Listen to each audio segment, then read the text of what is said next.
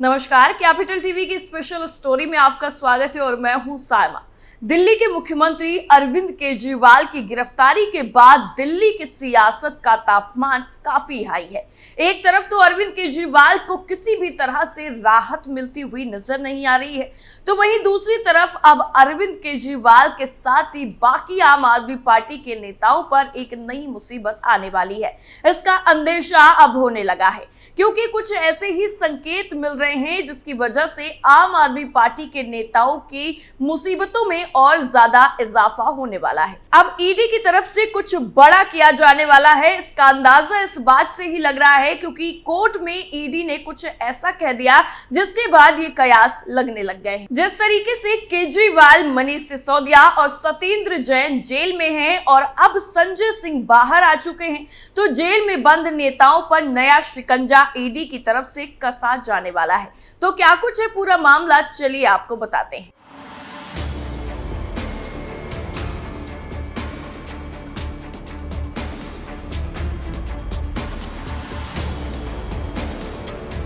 दिल्ली के मुख्यमंत्री अरविंद केजरीवाल तिहाड़ जेल में बंद हैं। उनकी गिरफ्तारी और जुडिशियल कस्टडी के खिलाफ याचिका पर 3 अप्रैल को दिल्ली हाई कोर्ट में सुनवाई भी हुई। तो वहीं दूसरी तरफ आप नेता और राज्यसभा सांसद संजय सिंह 6 महीने बाद तिहाड़ जेल से बाहर आ गए हैं। निराशा से घिर रहे पार्टी कार्यकर्ताओं को फिर बूस्टर मिला है और अब उनमें उत्साह भी देखा जा रहा है। हालांकि पार्टी के 3 बड़े दिग्गज अरविंद केजरीवाल, मनीष सिसोदिया और सत्येंद्र जैन अब भी जेल में ही हैं। आगे ये राहत इतनी ज्यादा आसान नहीं होने वाली है। केजरीवाल ने अपनी गिरफ्तारी और रिमांड को दिल्ली हाई कोर्ट में चुनौती दी है। 2 अप्रैल को ईडी ने अपना जवाब भी दाखिल कर दिया और उसके बाद 3 अप्रैल को केजरीवाल की तरफ से अभिषेक मनु सिंघवी के साथ ही 3 वकीलों ने मोर्चा संभाला। सिलसिलेवार तरीके से केजरीवाल का पक्ष रखा और ईडी के एक्शन पर भी सवाल खड़े कर दिए। कोर्ट रूम में करीब 4 घंटे तक जबरदस्त बहस हुई। दोनों पक्षों ने अपने अपने दावे किए। ईडी ने मनी ट्रेल साबित करने का दावा किया और आप नेताओं की संपत्तियों पर भी एक्शन लेने के संकेत दे दिए हैं। जी हां, इसी एक्शन की मैं बात कर रही थी जिसमें अब ये कहा जा रहा है कि साफ तौर पर ईडी ने जब संकेत दे ही दिए हैं कि आम आदमी पार्टी के नेताओं की संपत्तियों पर भी एक्शन हो सकता है, यानी कि नेताओं की संपत्तियों को जब्त भी किया जा सकता है, तो ये आम आदमी पार्टी के लिए बहुत बड़ा झटका है। जब ईडी ने ये बात कही तो केजरीवाल के वकील ने कहा कि जांच एजेंसी को अब तक कोई सबूत ही नहीं मिला है कि वो मनी लॉन्ड्रिंग में शामिल है। वकील ने केजरीवाल की गिरफ्तारी की टाइमिंग पर भी सवाल उठाए और कहा कि चुनाव प्रचार में जाने से रोकने के लिए गिरफ्तारी की गई। संजय को मिली राहत, इसे नजीर ना समझा जाए। सबसे पहले आपको ये बताते हैं कि संजय सिंह की रिहाई के आधार पर आपके बाकी नेता भी बेल मांग सकते हैं क्या, ये बड़ा सवाल है। 2 दिन पहले ही सुप्रीम कोर्ट ने जब संजय सिंह की रिहाई को मंजूरी दी तो ये साफ किया कि इस फैसले को नजीर नहीं माना जा सकता है, यानी इस केस से जुड़े आपके बाकी नेता अपनी जमानत के लिए आधार नहीं बना सकते हैं। ये वाक्य लिखने का सीधा और साफ मतलब यही है कि इस आदेश के आधार पर दूसरा आरोपी ऐसी ही रावत का दावा बिल्कुल नहीं कर सकता है। संजय की जमानत का ईडी ने भी विरोध नहीं किया और अपनी सहमति दी, जिसके बाद कोर्ट ने अपना फैसला सुनाया। जबकि केजरीवाल, सिसोदिया को लेकर ऐसा नहीं है। दोनों नेताओं की गिरफ्तारी के खिलाफ जांच एजेंसी का सख्त रुख है और कोर्ट में जमानत याचिका का डट कर विरोध भी किया जा रहा है। संजय सिंह के सवाल पर एएसजी ने कहा कि इस मामले में ईडी ने कोई यूटर्न नहीं लिया है। हम बाद में बताएंगे कि पैसे नहीं मिलने के संबंधी सुप्रीम कोर्ट की टिप्पणी पर क्या रणनीति थी। जब ये पूछा गया कि क्या आपको आरोपी बनाया जा सकता है तो उन्होंने कहा कि ये सवाल जांच अधिकारी से पूछना चाहिए।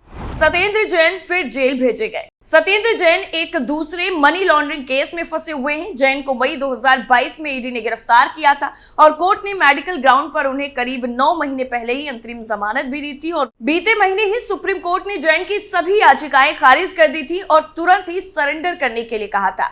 जैन को दोबारा तिहाड़ जेल में शिफ्ट किया गया है। सुप्रीम कोर्ट ने 26 मई 2023 को सत्येंद्र जैन को इलाज के लिए 6 हफ्ते के लिए न्यायिक हिरासत से छोड़ा था और वक्त पर बढ़ते हुए जैसे जैसे वक्त बढ़ा तो इस अवधि को 9 महीने से भी ज्यादा वक्त हो गया था। जैन के खिलाफ सीबीआई ने 2017 में प्रिवेंशन ऑफ करप्शन एक्ट के तहत एफआईआर दर्ज की थी और इस केस में सत्येंद्र जैन पर मनी लॉन्ड्रिंग का आरोप लगाया गया था। एफआईआर के मुताबिक 4 कंपनियों के जरिए मनी लॉन्ड्रिंग की गई थी जो सीधा सत्येंद्र जैन से जुड़ी हुई हैं। फिलहाल लोकसभा चुनाव तक उनकी जमानत की संभावनाएं भी कम ही नजर आ रही हैं। आपके अन्य नेताओं की बढ़ेंगी मुश्किलें। अब आपको बताते हैं कि केजरीवाल के साथ ही आम आदमी पार्टी के नेताओं की आगे क्या मुश्किलें बढ़ सकती हैं। दरअसल केजरीवाल की गिरफ्तारी के बाद ईडी ने लोअर कोर्ट में बताया है कि अरविंद केजरीवाल ने पूछताछ में कबूल किया है कि विजय नायर मुझे नहीं, पार्टी के वरिष्ठ नेता सौरभ भारद्वाज और आतिशी मार्लेना को रिपोर्ट करते थे। जब ईडी कोर्ट में यह दावा कर रही थी तब वहां खड़े केजरीवाल भी चुपचाप खड़े रहे और ये पहली बार था जब इस केस में केजरीवाल के हवाले कोर्ट में 2 मंत्रियों के नाम लिए गए। सवाल लगे कि इस केस में जांच की आंच आने वाले दिनों में आतिशी और सौरभ भारद्वाज की मुश्किलें भी बढ़ा सकती है। आपके एक दूसरे नेता और दिल्ली सरकार में परिवहन मंत्री कैलाश गहलोत भी ईडी की रडार पर हैं। 3 दिन पहले ही जांच एजेंसी ने गहलोत से लंबी पूछताछ की थी और उनके सरकारी आवास में विजय नायर का ठिकाना होने पर भी सवाल दागे थे और जब दिल्ली हाईकोर्ट में सुनवाई हुई तब भी ईडी ने विजय नायर के दफ्तर को लेकर सवाल किए। ईडी ने कहा कि आपके कम्युनिकेशन प्रभारी रहे विजय नायर कैलाश गहलोत की सरकारी आवास में ऑफिस से काम कर रहे थे। वो आवास ऑफिस सीएम के घर के ठीक बगल में है। क्या वो व्यवहारिक रूप से उस आवास में बिना अधिकार दिए प्रवेश कर सकते थे? आपकी संपत्तियां जब्त करना चाहते हैं।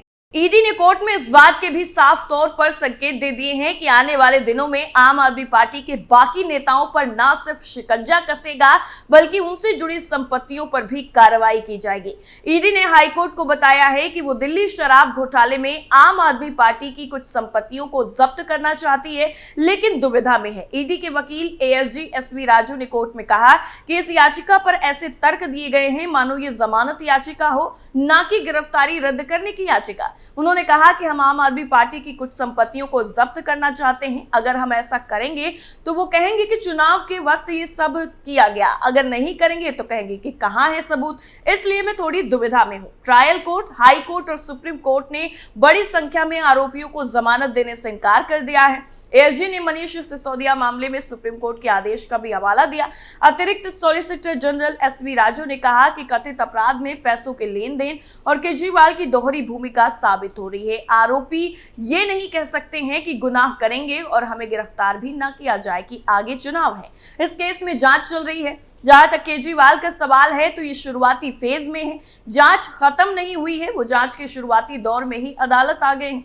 कुछ दिन पहले ही अरेस्ट किया गया है। इस पर केजरीवाल के वकील सिंघवी ने आपत्ति जताई और कहा कि इस केस में टाइमिंग महत्वपूर्ण है। कथित शराब नीति घोटाले में 2022 में एफआईआर हुई। इस केस में केजरीवाल को पहला सम्मन 30 अक्टूबर 2023 को दिया गया। फिर मार्च तक सिलसिलेवार तरीके से 9 सम्मन जारी कर दिए गए। 21 मार्च को अरेस्ट भी कर लिया गया। लेवल प्लेइंग फील्ड निष्पक्ष चुनाव का हिस्सा है और लोकतंत्र का हिस्सा है और उसके आधारभूत ढांचे से जुड़ा हुआ है। चुनाव में हिस्सा लेने से रोका जा रहा है और पार्टी को तोड़ने की कोशिशें हो रही है। इस केस में टाइमिंग का मुद्दा बहुत गंभीर है। टाइमिंग ये सुनिश्चित करती है कि याचिकाकर्ता लोकतांत्रिक प्रक्रिया में हिस्सा नहीं ले पाएगा और उसकी पार्टी खत्म हो जाएगी। मनी ट्रेल का पता कर लिया, ईडी ने दिए 2 उदाहरण। इस पूरे मामले पर ईडी ने केजरीवाल की गिरफ्तारी को लेकर कुछ उदाहरण भी दिए। जांच एजेंसी ने कहा कि जैसे अगर कोई आतंकवादी राजनेता भी है और उस पर सेना के वाहन को उड़ाने का चार्ज लगा है, बाद में वो कहता है कि मुझे चुनाव में खड़ा होना है, इसलिए मुझे गिरफ्तार या अन्य कार्रवाई नहीं कर सकते हैं। ये किस तरह का तर्क दिया जा रहा है? ईडी के बयान पर सिंघवी ने आपत्ति जताई और कहा कि ये गलत उदाहरण दिया जा रहा है। एएसजी ने कहा कि जांच एजेंसी अंधेरे में तीर नहीं चला रही है। हमारे पास income tax data, WhatsApp chat और हवाला ऑपरेटर्स के बयान थे। इस केस में मनी ट्रेल भी है। हमने मनी ट्रेल का पता लगा लिया है। पैसा नहीं मिल रहा है, इसका मतलब ये नहीं है कि मनी लॉन्ड्रिंग का अपराध नहीं हुआ है। हो सकता है कि पैसे का इस्तेमाल कर लिया गया हो। इस पैसे का इस्तेमाल आपने 2022 के गोवा चुनाव में किया था। ईडी का यह भी कहना था कि डेड बॉडी नहीं मिलती है तो इसका मतलब ये नहीं है कि मर्डर नहीं हुआ। पैसे का इस्तेमाल कर लिया गया होगा इसलिए नहीं मिल रहा है। जब आरोप पत्र दायर किया जाएगा तो आप इस बारे में भी देखेंगे। उन्होंने किसी भी तरह के राजनीतिक प्रतिशोध जैसे तर्क को भी साफ तौर पर खारिज किया। ईडी का कहना था कि ऐसा नहीं है कि हम अभी सक्रिय हुए हैं, बड़ी संख्या में फोन और इलेक्ट्रॉनिक उपकरण को नष्ट किया गया है, इसकी कीमत करोड़ों रुपए में है।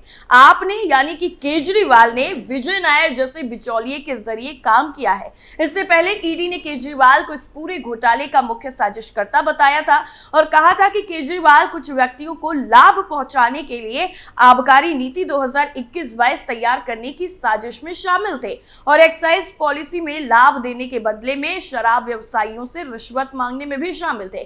केजरीवाल ने हवाला लेन देन को खुद नहीं संभाला। ईडी ने कहा कि सबसे जरूरी सबूत जो घोटाले में उनकी भूमिका को दर्शाता है वो है साजिश के बारे में उन्हें मालूम होना। केजरीवाल को ईडी ने, आपको बता दें कि 21 मार्च को शराब नीति में कथित घोटाले से जुड़े मनी लॉन्ड्रिंग केस में गिरफ्तार किया था और वो अब 15 अप्रैल तक न्यायिक हिरासत में तिहाड़ जेल में बंद है। लेकिन अब देखना यह होगा कि क्या ईडी आम आदमी पार्टी के नेताओं की संपत्तियों पर भी एक्शन लेगी और उन्हें जब्त करेगी। आपको क्या लगता है, हमें कमेंट करके जरूर बताइए। फिलहाल के लिए इतना ही, बाकी खबरों के लिए आप जुड़े रहिए कैपिटल टीवी के साथ। नमस्कार।